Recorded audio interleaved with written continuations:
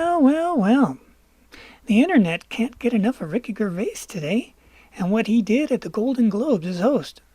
But what Ricky Gervais didn't do was change the trajectory of the ratings for the past decade, which has been going down faster than a Hollywood starlet looking for her next gig. But it begs the question, will the 2020s be the un-roaring 20s? Have we finally seen the death of cancel culture? It would seem enough is enough, and people are finally starting to show they have had enough in growing numbers. Cancel culture, which was birthed with the help of Barack Obama during his term, with his having a non-existent son that never looked like Trayvon Martin in order to cancel the later, twice acquitted, white Hispanic George Zimmerman. You have to wonder if the audience sitting in front of Ricky Gervais were wondering if Trump might have been a better host and even nicer to them than Ricky was, with lines like how the limo he arrived in had its license plate made by the former jailbird and over-helpful parent Felicity Huffman, or how they were not going to do an in memoriam reel this year because it wasn't diverse enough. It was mostly just a bunch of white people. No, not on my watch, Ricky said to their faces. It was 8 minutes given to them. What they've been given to the rest of the world since 2016 made them lose their minds. Except Ricky really meant it, and worse off, scrape off the tiny amount of hyperbole, and it was truth all the way down. Unlike the room full of fakers who say other people's words and pretend to feel other people's emotions. So, is it the end of cancel culture? Who knows? But one thing is for sure, as Ricky kept saying, I don't care. And bullies can't beat you when you don't even care about them.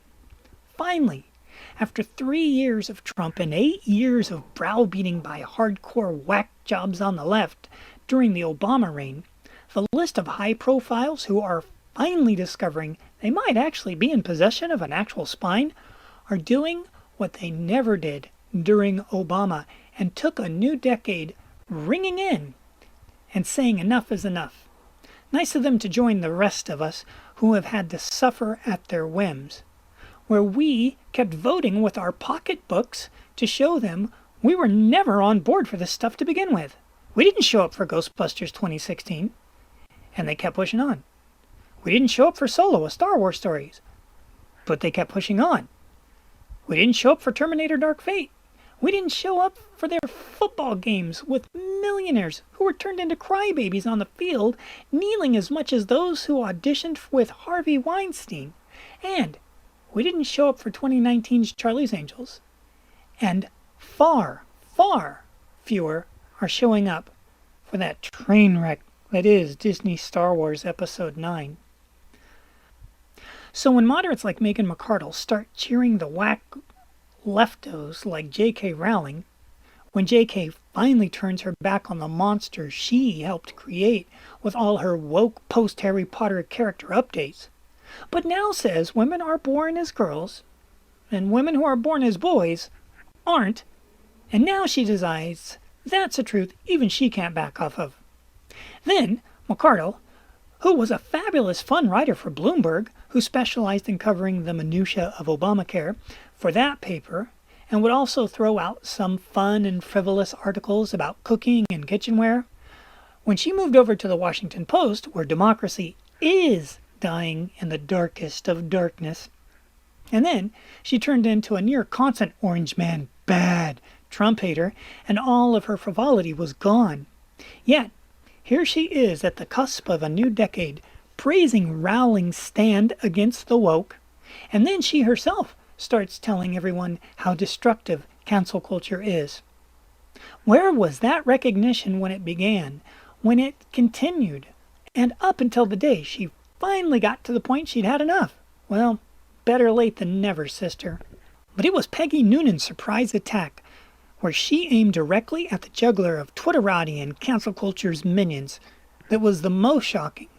In her latest piece, she blathered on in her Washington, D.C. folksy way that only she can do, as her style is visible a mile away as her own. But then, in the last 2 paragraphs before Ricky Gervais ever took the stage a few days later, Peggy Noonan went in for the kill, Once again, where was she when all the little people were being crushed through the Obama years or the Trump years? But here too, fine, better late than never. But look at what this Trump-hating, Sarah Palin-despising Republican had to say. The past decade saw the rise of the woke progressives who dictate what words can be said and ideas held, thus poisoning and paralyzing American humor, drama, entertainment, culture, and journalism. In the coming 10 years, someone will effectively stand up to them. They are the most hated people in America, and their entire program is accusation. You are racist, sexist, homophobic, transphobic. You're a bigot, a villain, a white male, a patriarchal misogynist. Your day is over. They never have a second move. Bow to them, as most do, and they'll accuse you even more of newly imagined sins. They claim to be vulnerable victims and moral. Actually, they're not. They're mean and seek to kill, and like all bullies are cowards. Everyone with an honest mind hates them. This is Peggy Noonan talking, people. Everyone with an honest mind hates them. Someone will finally move effectively against them. Who? How?